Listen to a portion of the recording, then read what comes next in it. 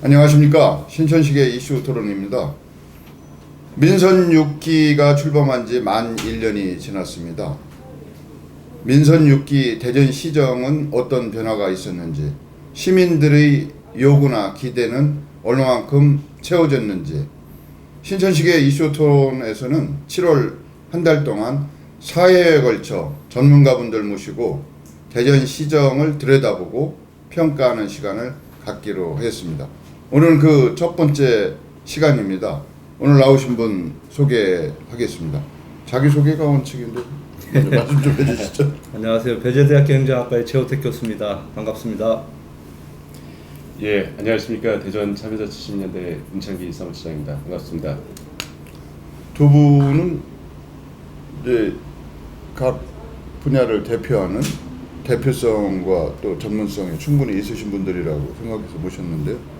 한 분은 시민단체를 대표하시고 또 한 분은 학계를 대표하시는 분이라고 이제 제가 임의로 한 것은 아니고 여러분들 의견을 들어서 모셨습니다만, 민선 6기 대전시정 1년의 특징 이렇게 쓴다면 여러 가지 이야기를 할 수가 있겠지만, 두 분이 보시는 대전시정의 특징은 무엇이 있는지 우선 최 교수님부터 한 말씀 해주시죠. 네, 이번 그 민선 6기의 대전시정의 특징을 한마디로 얘기하자면 시민 중심, 경청과 통합, 참여 행정 이렇게 요약이 되는 것 같습니다. 마침 올해가 이제 민선자치 20년이 되는 해입니다. 정말 이제 어떻게 보면 지금까지는 우리가 지방자치라고 하는 것이 청소년기였다라고 하면 이제는 이제 성년의 길로 들어갔거든요. 그럼에도 불구하고 제도적 한계 때문에 사실 여러 가지 부족한 점이 많은데요. 대전시정도 그와 무관하지 않은 것 같습니다. 의욕은 많고 여러 가지 시도도 많았지만은, 그러나 대전시만의 노력으로 이것이 되는 문제는 아니거든요. 이제 주변 환경이 상당히 중요한데, 예를 들자면 중앙정부에서 재정적인 지원, 또 뭐라 그럴까, 제도적 지원 이런 것들이 있어야지만이 지방의 정책들이 추진될 수 있는 게 여러 가지가 있습니다. 예를 들자면 우리 도시철도 2호선 문제라든지 충청권 광역철도망 문제라든지 이런 것들은 다 중앙에서 예타를 해줘야지만이 이것이 되는 문제이고, 또 재정적 지원도 있어야지만이 되는 것이기 때문에 그런 부분에서 아직 속 시원하게 해결된 것도 없고, 앞으로 전망도 그렇게 속 시원한 전망이 있지는 않기 때문에 답답한 심정에 있고요. 또 하나는 시장의 리더십도 상당히 중요한 것 같아요.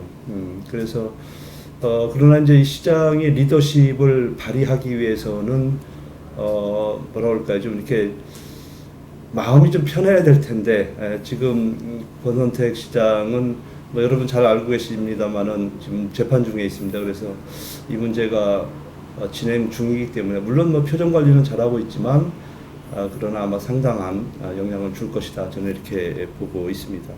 세 번째는 이제 지역 주민들의 참여가 중요하고요. 이 부분은 뭐 잘 되고 있는 것 같아요. 특히 정무부 시장이 또 활동도 많이 하고 그래서 아마 잘 되고 있는 것 같고, 또 중요한 것 중에 하나가 어떻게 보면 시민사회 단체와의 관계입니다. 과거 그 사례를 보면 시민사회 단체와 사실 이제 관계가 매끄럽지가 못했거든요. 그래서 사사건건 정책마다 이제 부딪히고 하는 부분들이 있었는데, 이상하리만큼 이번 그 민선 6기는 시민사회 단체와 이렇게 부딪히는 측면이 없는 것 같아요. 모르겠습니다. 일을 많이 안 해서 그런 건지, 아니면 일을 하는데도 시민사회 단체를 배려를 많이 해서 그런 건지, 그건 잘 모르겠습니다만은, 여튼간에 이런 여러 가지 주변 환경이 시정에 영향을 주는데, 그러니까 아직은 그러니까 중앙과의 관계에서는 중앙이 지방을 하나의 소위 얘기하는 파트너로 인정을 하지 않고 있기 때문에 좀 부족한 부분이 많다, 저는 이렇게 생각을 좀 하고요. 자, 그렇지만 민선 6기 모르겠습니다. 근데 제가 봤을 때는 일단은 1년밖에 안 됐고, 또 1년 내에 사실은 제일 중요한 것은 자기가 공약한 사항에 대해서 얼마나 지키려고 하는 의지가 있느냐, 이것을 우리가 평가하는 이제 그런 시간을 가지면 좋겠는데요.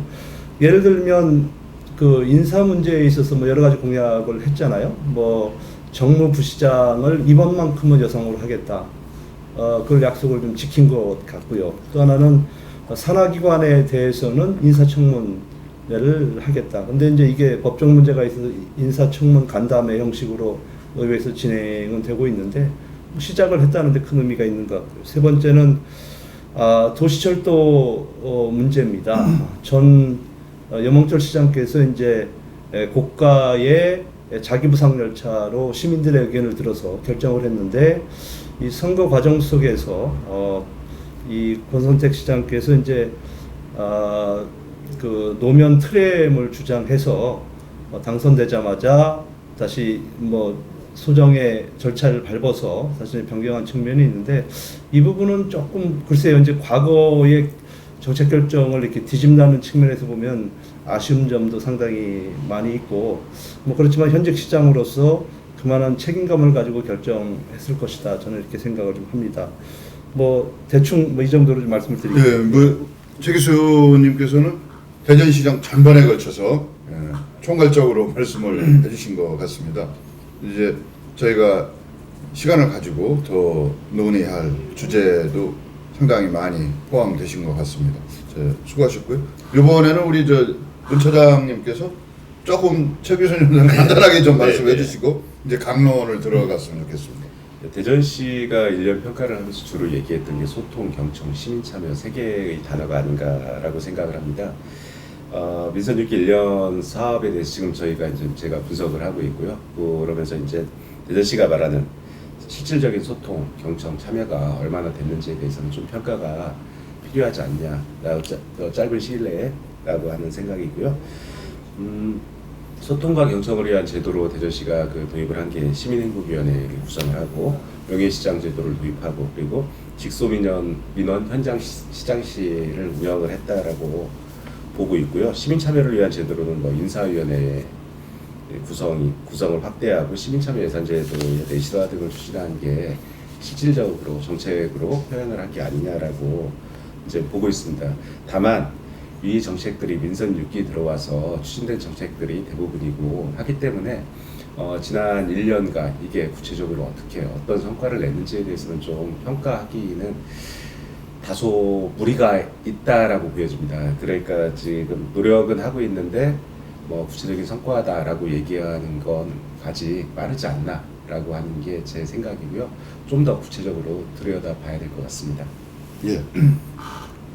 뭐 두 분께서 대전시정 1년 어떻게 보면 평가라는 단어를 쓰기는 시간적으로 뭐 여러 가지 아직은 미비하다, 불충분하다 이렇게 말씀을 하실 수는 있지만 이제 대체로 시민의 한 사람으로서 또 전문가로서 말씀을 해주신 것 같고요. 전반적으로 보면 예. 이제 1년 동안에는 후보 시절에 공약한 사항들을 이행하기 위한 어떤 마스터 플랜을 짜는 그런 시기라고 보면 됩니다. 그래서 1년을 평가한다는 것은 그래서 이제 그런 의지가 있느냐 없느냐 이 정도만 평가를 하는 거지 뭐 성과가 있네 없네 이런 평가는 좀. 그런데 저희는 이제 어떻게 전문적인 용어로 평가라는 것보다 예. 한번 들여다본다. 그렇죠. 뭐 이런 정도로 제가 정리를 했습니다. 사실은 이제 뭐 조직도 그렇고 어떤 뭐 활동도 그렇고 그 리더의 역할이라고 하는 것이 참 중요한 것 같아요.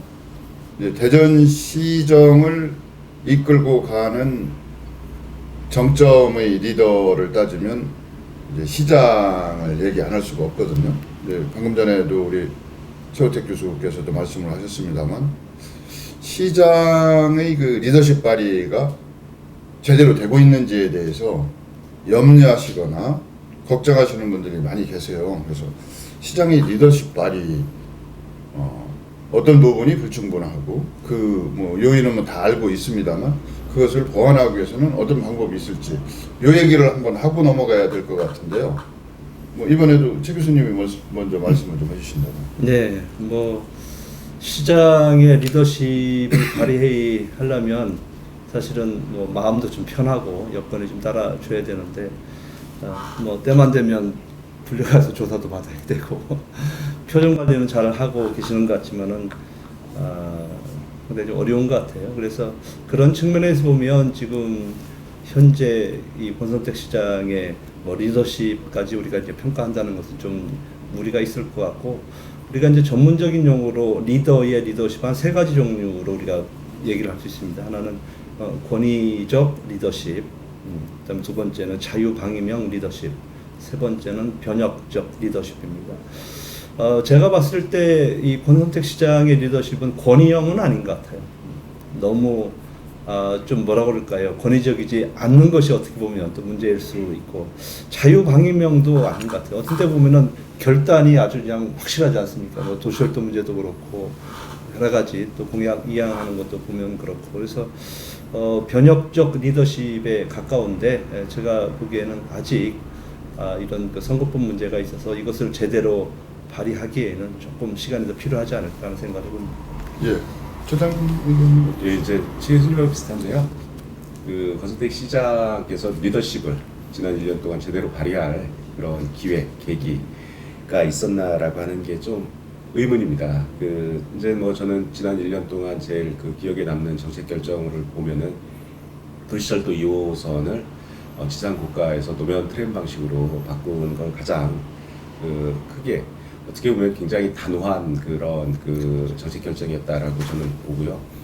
그런데 이제 다른 정책 결정에 있어서는 그러지 못한 측면들이 좀 많이 나오고 있고, 그런데 그런 뭐 이 권선택 시장의 리더십을 평가하기에는 지금 여전히 아까 말씀하셨던 선거법 위반과 관련된 재판 중이기 때문에 좀 제대로 발휘할 그런 어떤 계기, 그 기회가 없었지 않나라고 저는 생각을 합니다. 이제 뭐 그렇게 두 분이 말씀하시는 것이 사실은 가장 합리적이고 이제 중립적인 입장에서 말씀을 해주신 거라고 생각이 되는데, 중요한 것은 시장이 선출직이란 말입니다. 선출직으로서 공약을 내걸고 당선이 됐지 않습니까?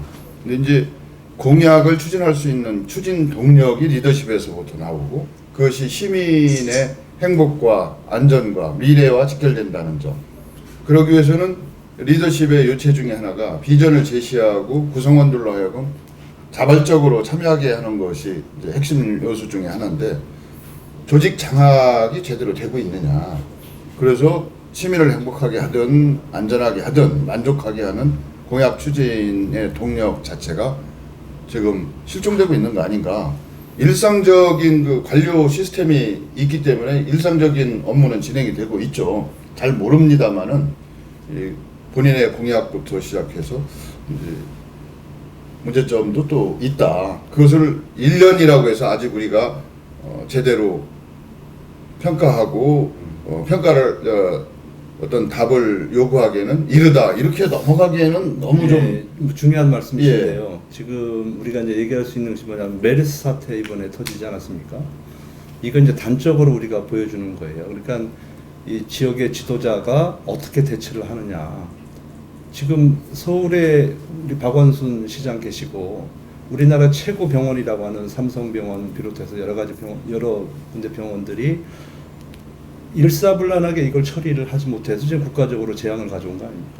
근데 우리 대전시 같은 경우에는 많은 환자가 발생했음에도 불구하고 이것을 선제적으로 방어하고 이것을 조치를 취했기 때문에 뭐 큰 문제 없이 지금 지나가고 있는 측면이 있어요. 그래서 또 물론 이제 중앙정부에서도 언론에서도 또 칭찬을 많이 하고 있기 때문에 이 부분 하나만 보더라도 글쎄 뭐 리더십이 좀 약하다, 뭐 조직 장악력이 약하다, 이렇게 평가하기에는 조금은 다소 무리가 있지 않을까 하는 생각이. 근데 저는 조금 다른 시각에서 뭐 제가 토론자가 아니니까 그거 이제 관료 시스템이 돌아간 거냐, 시장의 리더십이나 이런 거에 대해서는 아마 이견이 있을 거라고 생각이 되고요.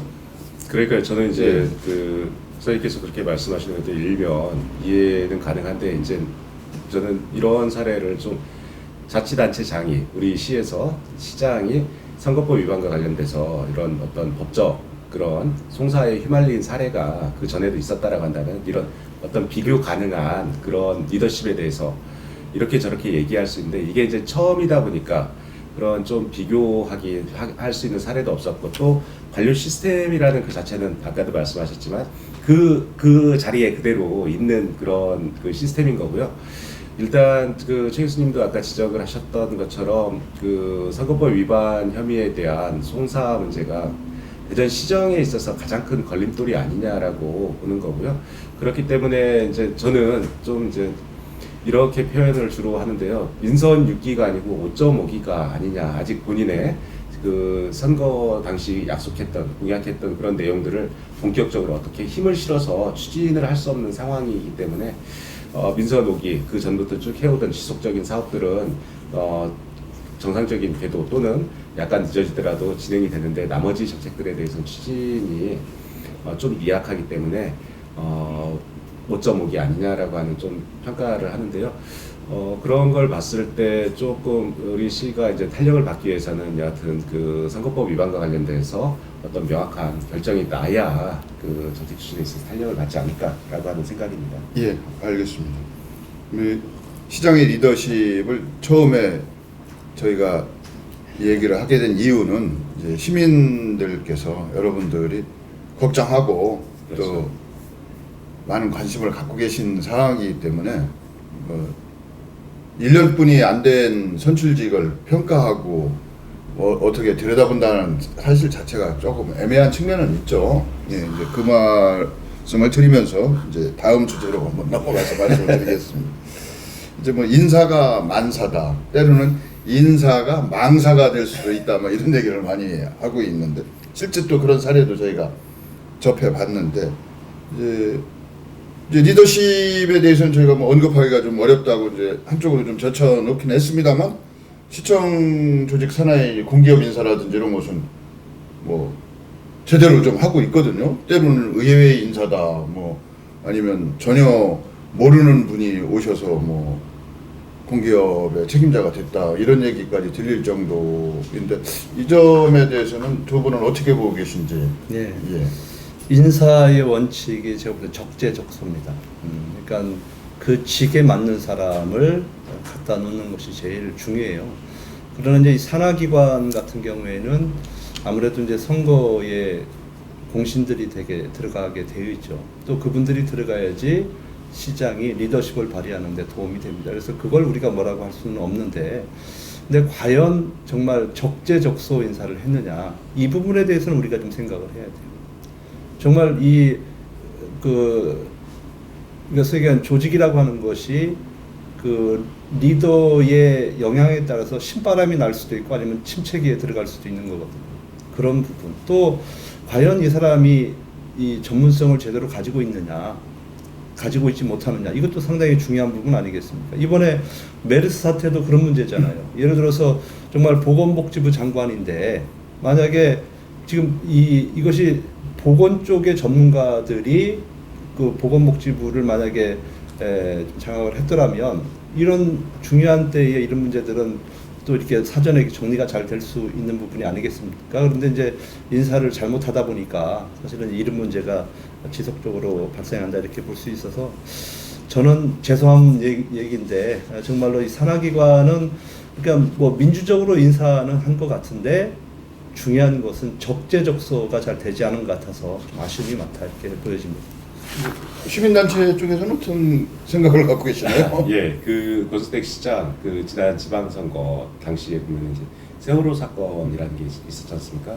세월호 사건을 이 관료 문화와 대입을 해본다면 이제 그 관피아 논란이 있었던 거고요. 그러면서 이제 관피아가 어떻게 보면 그동안 그 이제 유하게 표현을 한다면은 선거에 자기를 도왔던 그런 정실 인사를 할 수 있는 그런 부분들에 대해서 그리고 퇴직 공무원들의 어떤 일자리 마련을 위한 그런 수단으로 작용이 됐었는데 그런 것들에 대한 어떤 사회적 경종을 울리는 그런 계기가 됐었던 건 사실이다라고 저는 생각을 하고요. 그런 측면에서 이제 뭐 권수택 시장은 특히 이제 대전시의 4대 그 공사공단과 관련돼서 인사청문회를 도입하겠다라고 하는 그런 정책을 했고 실제로 운영을 하고 있어요. 근데 이렇게 보면은 그 정실 인사와 관련된 그 논란 보도는 기사 검색을 해보면은 다른 그 시장들에 비해서는 훨씬 적은 건 사실인 것 같다. 그런데 이렇게 보면은 우리가 이제 다들 세 분께서 두 분께서도 말씀하셨지만 의회의 인사 라고 하면 라는 것들에 대해서 이제 언론 보도도 이제 그런 얘기들이 많은데요. 그런 것들을 보면서 그 권선택 시장께서 갖고 있는 어떤 인재 풀의 한계가 있는 것 아니냐라고 하는 그런 의문을 좀 제기를 하는 선입니다. 이제 사실 이제 메리트 시스템이라고 하지 않습니까? 저희가 이제 선출직과 정치적 소신과 철학을 같이 하는 분을 적재적소에 물론 이제 전문성을 따지든 경력을 따지든 해서 배치하는 거, 이것은 일정 부분 인정할 수밖에 없는 거 아닙니까? 현실적으로. 그런데 최근 민선 6기 산하기관 공기업 인사를 보면 시장께서 언론에다 여러 번 얘기를 하셨어요. 나는 전혀 모르는 사람이다. 횡령부재의 사람이다. 만난 적도 없다. 이런 분이 또 됐으니까 그것이 민주적일 수는 있지만 시장의 소신과 철학을 관철하고 끌고 가기에는 뭔가 좀 맞지 않는 부분이 있는 건 아닌가, 이렇게 얘기하시는 분들도 계신 것 같아요. 이제 저희가 사실 뭐 1년뿐이 안 됐고 또 어려운 상황에 계신 분을 뭐 개인적으로 무슨 감정이 있어서 이런 말씀 드리는 건 아니니까 그 점은 좀 양해를 구하고요. 또 이제 인사청문 간담회에 대한 그 뭐 평가가 또 이게 찬, 반 아니면 긍정, 부정 이런 식으로 갈리고 있는 것 같아요. 뭐는 좋은데 뭐는 좀 부족하다든지 이럴 바에는 뭐가 했느냐는 뭐 여러 가지 얘기가 있는데, 인사청문 간담회 취지와 평가 뭐 여러 가지 면에서 뭐 한번 저희가 얘기를 하고 넘어가야 될 것 같아요. 이번에는 우리 처장님부터 말씀을 해주신다면. 저는 그 인사청문 간담회 그 자체를 시도를 하고 공약을 하고 시도를 하고 있고 지금 추진을 하고 있다는 그 자체에 대해서는 상당히 긍정적으로 보고 있습니다. 그동안 시장이 독자적으로 행사해온 인사권을 선거 공신들에게 주던 그런 공사 공단의 수장 자리를 의회로부터 일정하게 검증을 받겠다라고 하는 거고, 그 검증하는 과정을 공개를 해서 시민들로부터 또 한 번 그 검증을 받겠다라고 하는 건데요. 그러면서 이제 공공연하게 진행되어 온 어떤 정실 인사를 타파를 하겠다라고 하는 측면에서는 굉장한 의지를 보이고 있고 실제로 그렇게 하고 있는 게 아니냐. 그리고 인사청문 간담회, 인사청문회를 도입을 지방 공사 공단의 수장 그과 관련돼서 인사청문회를 도입하자라고 주장했던 단체의 사무처장으로서 상당히 긍정적으로 평가를 합니다. 이번 인사청문 간담회를 통해서 전문성, 경영 능력, 그리고 공기업 경영 효율화나 투명성을 확보하자라고, 그래서 신뢰도를 높이자라고 하는 게 이제 목표로 추진을 했는데요. 실제로 인사청문 간담회에서는 이제 도덕성, 가치관, 전문성, 업무 수행 능력 등을 검증을 하겠다라고 했는데, 지금 이제 3명의 그 대전도시공사 그리고 마케팅공사, 시설관리공단 이사장 후보자들에 대한 그 인사청문 간담회를 진행을 했는데 한계가 명확히 이제 드러나고 있어요. 근데 이 한계가 과연 대전시의 문제냐, 대전시 의회의 문제냐라고 봤을 때 저는 대전시나 대전시 의회의 문제라고 얘기를 하기보다는 상위법이 존재하지 않기 때문에 현실적인 제도의 한계 속에서 드러나는 문제다. 즉 보니까 인사청문 간담회에 관련된 규칙을 보니까 의회에서 인사청문 간담 위원들이 그 해당 후보자에 대해서 자료를 요구할 수 있는 그런 조항들이 없어요, 현실적으로. 그리고 그런 조항들이 상위법을 갖고 있지 않기 때문에 어떤 침해, 그 개인에 대한 강제성을 부여할 수 있는 그런 부분들이 없기 때문에 한계를 드러내고 있다. 그렇다라고 한다면 이 한계는 결국 상위법이 없는 거기 때문에 상위법을 어떻게 마련해서 보다 더 인사청문 간담회가 아니고 인사청문회를 통해서 그런 경영 능력과 투명성과 신뢰도를 높일 수 있을 것인가라고 하는 그런 방식으로 좀 발전돼야 되지 않나라고 생각을 하고요.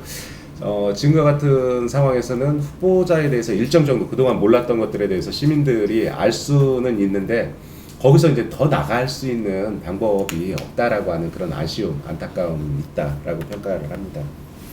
네, 우리 문창기 사무처장 말씀잖아. 이번 그 인사청문 간담회죠.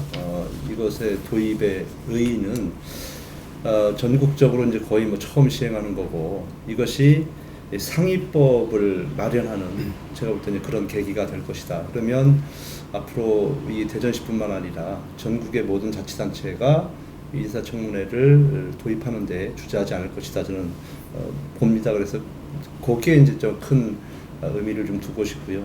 인사청문회를 도입하는 이유 명확하지 않습니다. 뭐냐면 선거가 끝나면 급이 안 되는 사람들이 시켜달라고 난리가 납니다.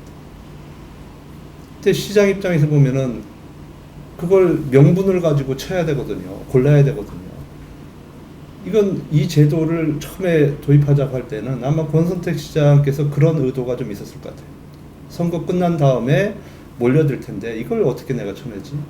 그러면 급이 안 되시는 분들은 자동 탈락되는 거거든요. 그래서 지금도 이제 그런 게 있잖아요. 그런 효과가 있는 거거든요. 그 다음에 두 번째는 이제 성숙한 인사 문화가 되고요. 조직이 청렴해진다는 그런 장점이 있고요.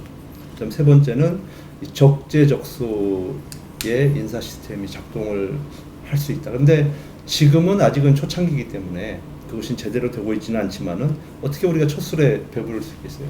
하다 보면 이것이 잘 될 것 같고, 자 우리 시장의 몫은 그 정도고요. 그 다음에 지방의회의 몫입니다. 이건 철저하게 지방의회에서 소신을 가지고 해야 되는 거예요.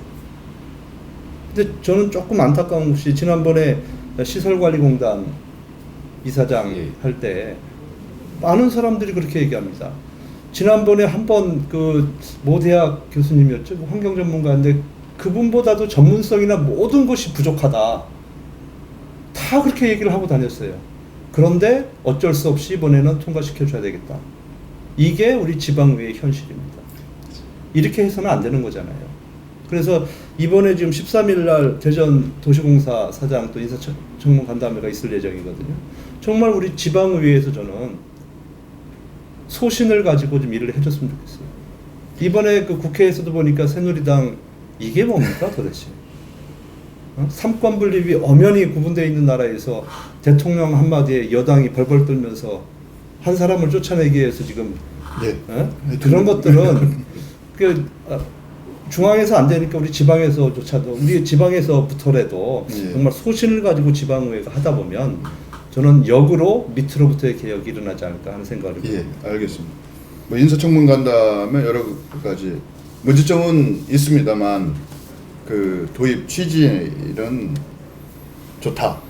긍정적인 측면도 있고 또 뭐 여러 가지 그 의회의 역할부터 시작해서 어떤 개선돼 나가야겠죠. 그리고 법적 근거가 없는 이런 사례는 바로 개선이 돼야 되겠죠. 다음 그 주제는 대전시 주요 현안과 정책 추진에 관한 이야기를 좀 나누려고 하는데요. 권선택 대전시장이 시장 후보 시절에 내건 공약도 포함해서 주요 시정 현안이 어떻게 추진되고 있는지 간단하게 한번 좀 짚어보고 넘어가겠습니다. 신천식의 이슈 토론에서는 민선 6기 대전시정 전반을 들여다보는 그런 시간을 갖고 있습니다. 아직 1년뿐이 안 되고 또 시장 개인의 송사 등 복잡한 사안이 있는데도 이런 그 평가를 꼭 해야 되느냐 뭐 이렇게 말씀하시는 분도 계시지만 그래도 그 1년은 대전 시민들이 감수하고 또 미래를 위해서 유용하게 써야 될 소중한 시간이기에 저희가 이런 자리를 마련했습니다. 대전시 주요 현안과 정책 추진 경과를 저희가 얘기하려면 이제 우선적으로 권선택 대전시장이 3대 주요 현안 과제라고 내걸고 있거든요. 뭐 경제 우선, 도시 재생, 또 뭐 대중교통 혁신 이렇게 3대 현안 과제를 추진한 것이 어떤 식의 그 성과를 내고 있느냐, 성과까지 가기는 좀 어렵고 추진이 어느 정도 되고 있는지 그 점을 한번 시민단체에서 계속 모니터링을 하고 계시잖아요. 예, 제가 이제 특별히 이제 민선 6기 와서는 좀 더 그 시장의 공약 사업 그리고 인수위 성격의 경청위원회가 정리한 그 약속 사업 그리고 시장이 취임하고 나서 각 실국에서 정리한 약속 사업 실천계 그리고 매년 이제 성과들을 나오는 것들을 정리하고 있는 것들을 계속 비교해서 보고 있습니다. 이제 좀 보면은 경제정책 같은 경우 이제 경제산업국가고 과학문화산업본부가 이제 주로 저기를 하고 있는데 민선 5기 그 이전부터 해오던 사업들을 주로 이제 경제에서 쭉 하고 있고 뭐 이제 하나 특징적인 게 있다라고 한다면 사이언스 컴플렉스와 관련돼서 2년간의 협상이 이제 종결이 됐다라고 하는 게 이제 하나의 큰 특징으로 들 수 있을 것 같고요. 도시재생과 관련돼서는 이제 그동안 그 고질적인 문제였던 재개발 재건축에서 전면 철거 방식에서 자립형 소규모 그 주거 정비 사업으로 방향 전환 전을 했다라고 하는 걸 좀 큰 특징. 그러면서 도시재생본부를 별도의 기구로 만들고요. 그리고 그렇게 했지만 여전히 숙제는 옛 충남도청 부지를 어떻게 활용하느냐. 지금 이제 뭐 한국예술종합학교 중부 캠퍼스 유치하겠다라고 하는 입장을 계속 고수하고 있는데 이게 오히려 충남도청 활용과 관련돼서 걸림돌로 작용하지 않나라고 저는 보고 있고요. 대중교통과 관련돼서는 이미 이제 작년 12월에 있었던 도시철도 2호선을 지상 고가의 자기부상 열차 방식에서 노면 트램 방식으로 바꾼 것, 그리고 바꾼 게 굉장히 그 큰 어떤 정책 결정이었고, 실제로 대중교통의 편의성이나 이용하는 이용자 측면에서 본다라고 한다면은 지난 7월 1일부터 이제 150원 요금 인상이 됐는데요. 그러면서 더 요구가 이제 거세질 걸로 생각됩니다. 배차 간격을 단축하기 위한 버스 증차, 그리고 충청권 광역철도망 추진이 어떻게 됐는지 등이 좀 핵심적인 내용이지 않을까라고 보고 있고요. 그런데 이제 짧게 말씀드리면은 시내버스 배차 간격을 단축하겠다라고 하는 게 이제 실제로 공약에도 들어있고 각 교통건설국의 정책에도 들어있지만 아직까지 1년 동안 추진이 되지 못했다. 즉 이 배차 간격을 줄이기 위해서는 현재 15분인데 12분으로 3분 줄이겠다. 그것도 주요 간선 노선에서 줄이겠다라고 하는 공약을 갖고 있는데, 그러면 한 80여 대 그 시내버스를 증차를 해야 되는데요. 이런 증차가 전혀 이루어지지 않기 때문에 지난 1년간 물론 뭐 이런저런 그 행정적인 업무 처리는 했지만 실제로 이루어지지 않았기 때문에 이루어지지 않았다라고 보고 있고요. 충청권 광역철도망은 2014년 5월에 예타를 KDI에 신청을 했는데 여전히 지금 1년 넘게 1년 한 3개월 정도 10개월 정도 지금 예타 중에 있는데 우려되는 상황이다라고 하는 걸 좀 말씀드리고 싶습니다. 뭐 뒤에서 추가적인 내용이 있다라고 한다면은 다시 자세하게 좀 말씀드리고 싶습니다. 최 교수님, 네. 이게 자꾸 시장의 리더십, 시장의 그 확실한 상황이라고 할까요? 뭐 이런 것에 대한 염려를 하시는 분들이 있어서 이제 어떤 정책이든 불확실성이 존재하고 있어요, 사실은. 이제 여러 가지 측면에서 그 말씀을 뭐 자꾸 제기하는 이유 중에 하나는, 예를 들면 도시철도 2호선 같은 경우 시민들에게는 지대한 관심거리거든요. 막대한 예산도 필요하고, 여기서 도시 재생이라든지 대중교통이라든지 경제까지도 사실은 모두 망라돼 있다고, 직접적인 관련이 있고 간접적으로도 영향을 미친다고 합니다. 도시철도 2호선 트램으로 바뀌었다는 말인가요? 전격적으로? 이게 과연 추진될지 이런 그 의구심을 갖는 분들도 또 계세요. 근데 이런 점에 대해 정책에 대한 그 정책 수혜자가 됐든 뭐 공급자가 됐든 간에 신뢰라고 할까? 어떤 믿음이 깨져 있으면, 불확실하다고 하면 이게 좀 어려운 거 아닌가 싶어요. 우리가 자꾸 뭐 얘기하는 것도 무의미할 수도 있고. 그 점은 어떻게 생각하시나요?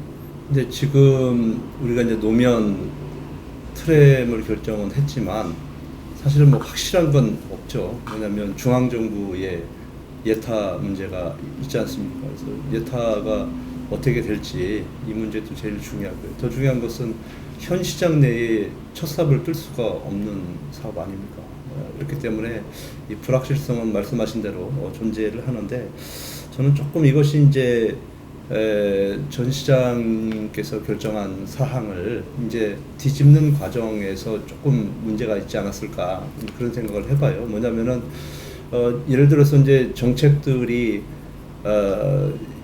전 시장이 결정한 사항에 대해서 이렇게 뒤집기 시작하면 정말로 도시 전체가 좀 불행해지는 거거든요. 그러니까 지속성이라고 하는 것이 이제 없어지게 돼요. 그러면 새로운 사업들을 자꾸만 벌이다 보면은 초기 투자 비용이 많아서 또 이 예산 운영상에도 상당히 좀 불합리한 예산들이 많이 생길 수가 있는 거거든요. 그런 차원에서 좀 문제가 있을 것 같고, 만약에 이제 현 시장께서는 노면 트램으로 바꾸는 이유가 공약을 이행하는 차원이라고 이렇게 얘기를 할 수 있는 거 아니겠습니까? 근데 이제 선거라고 하는 것은 여러 가지 공약을 내세우는 거예요. 그러니까 도시철도 2호선 공약만 놓고서 만약에 주민들이 투표를 했더라면 그대로 가는 게 맞는 거죠. 그러나 이제 뭐 수백 개의 공약 중에 하나거든요, 사실은. 뭐 중요한 이슈였기는 하지만은. 그래서 그렇다면 만약에 그게 진짜로 시민들의 뜻이라고 확신을 했더라면 제가 봤을 때는 그때 그냥 확실히 밀어붙였어요. 괜히 뭐 여론조사, 주민 의견 들을 필요도 없었습니다. 근데 주민 의견 조사를 해보니까 오히려 전 시장 때보다 더 많은 사람들이 고가 자기부상을 원했습니다. 그럼에도 불구하고 결정은 노면 트램으로 간다라고 하는 거죠. 이것은 제가 볼 때는 모르겠습니다. 미래에 어떤 결과를 가져올지 또 사람들이 반응이 어떻게 될지 그건 잘 모르겠지만 정책을 결정하는 그런 그 프로세스 차원에서 보면 조금 신중하지 못했다라고 하는 것을 좀 지적을 좀 하고 싶습니다.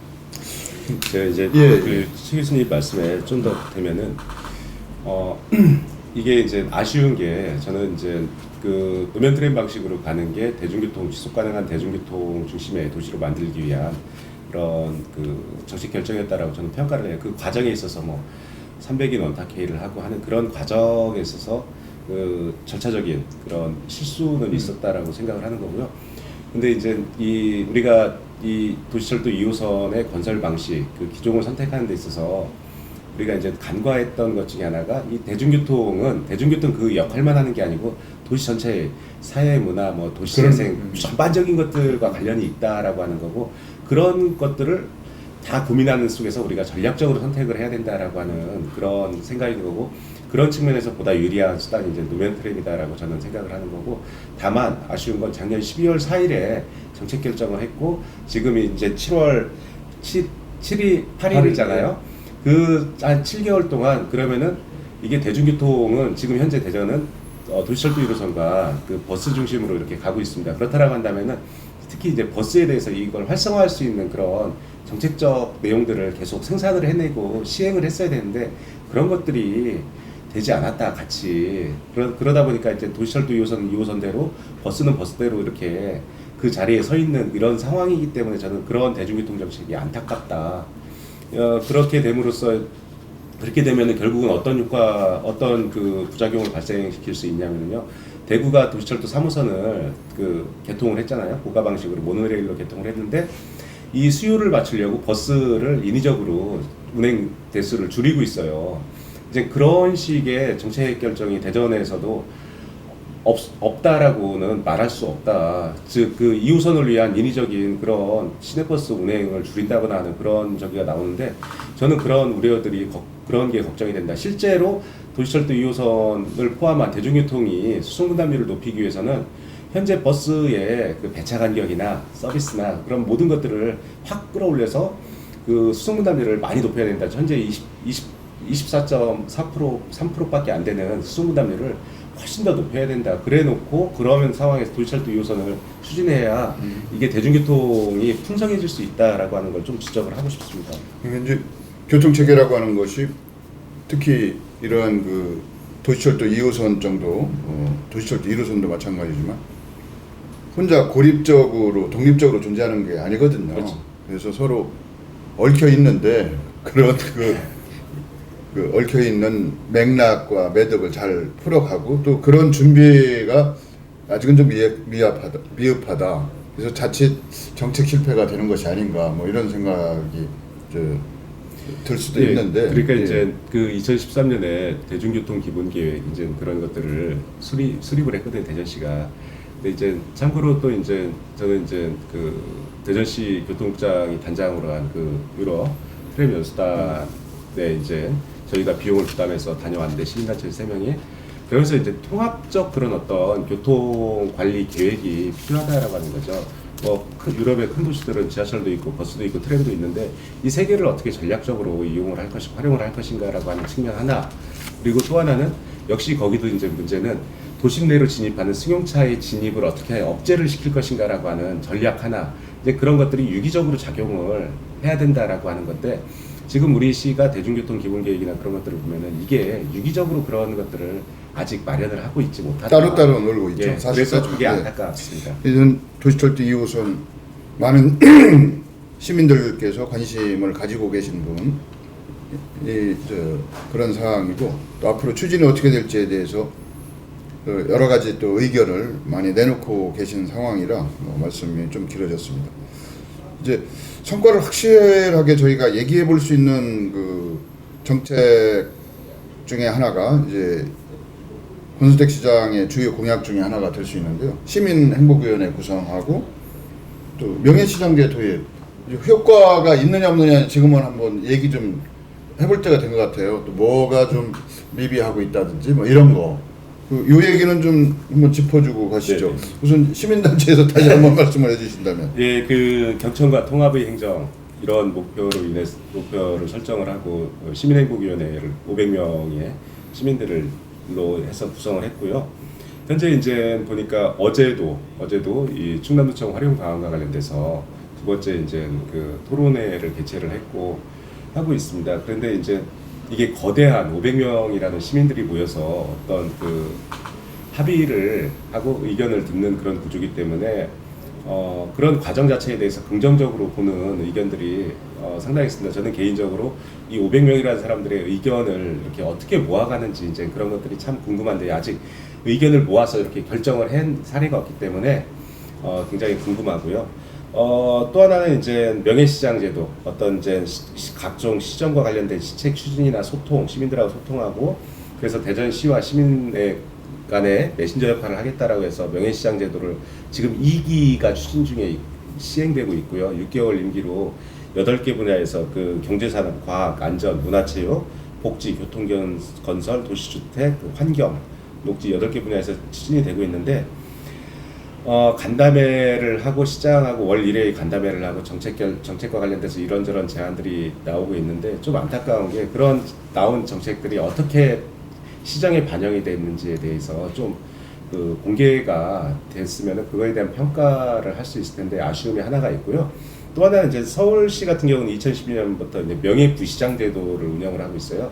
거기서 이제 운영을 하는 걸 이렇게 딱 보면은 우리 시는 이제 그 사회적 약자나 소수자를 배려하는 그런 측면이 아니고 시정과 그 시민의 메신저 역할을 한다라고 하는 그런 측면에서 하는 거고 서울시는 사회적 약자의 참여를 통해서 그런 의견들을 시정에 반영을 하겠다라고 하는 측면으로 청년, 장애인, 노인 뭐 이제 다문화 이제 그런 쪽에 물론 뭐 중소기업인이나 그런 분들도 있습니다만 그렇게 하는데 좀 이 관련돼서 그런 어떤 발굴된 정책들이 실제로 어떻게 집행이 되고 하는지에 대한 공개가 필요하다. 그런 공개를 통해서 이게 이제 적절한지에 대한 평가가 필요한 거고 다른 한편으로는 이 명예시장 제도를 좀 이런 행정 일반에 대해서 이렇게 적용을 하면은 이게 옥상옥이 될 수 있지 않나라고 하는 그런 생각이고요. 그래서 좀 더 이걸 좀 더 그 우리 시가 사회적 그 소수자 그 배려를 할 수 있는 그런 계층을 중심으로 해서 다시 재편하는 건 어떨까 3기 때는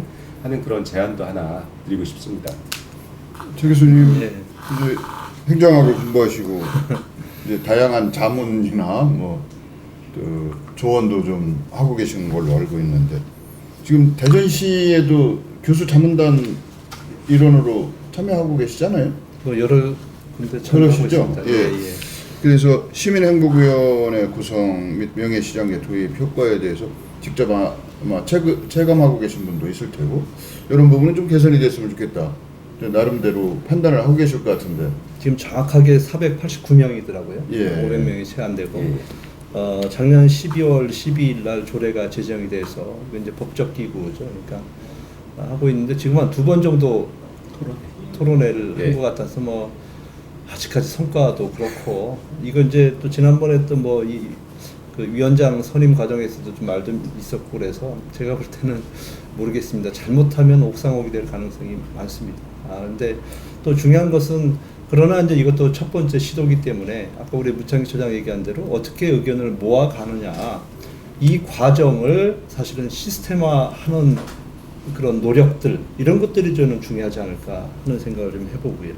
그 다음에 아까 명예 그 시장제 효과는 지금 보니까 시정 8개 분야에 이제 위촉을 해가지고 활동을 많이 하신 것 같아요. 나름대로는 298차례 활동을 했다고 그러고 그 중에 93건의 정책 건의가 있었다라고 그러고 그 중에서 74%인 69건의 정책 반영이 있었다라고 이제 그 시에서 공식적으로 얘기를 하는 것 같아요. 그래서 이런 수치적으로 보면 일정 부분 효과는 있을 텐데 그러나 이제 답답한 것은 우리가 어떤 분야에 어떻게 건의를 내서 어떻게 반영이 됐다라고 하는 것이 공개가 안 돼서 그게 좀 답답한 거죠.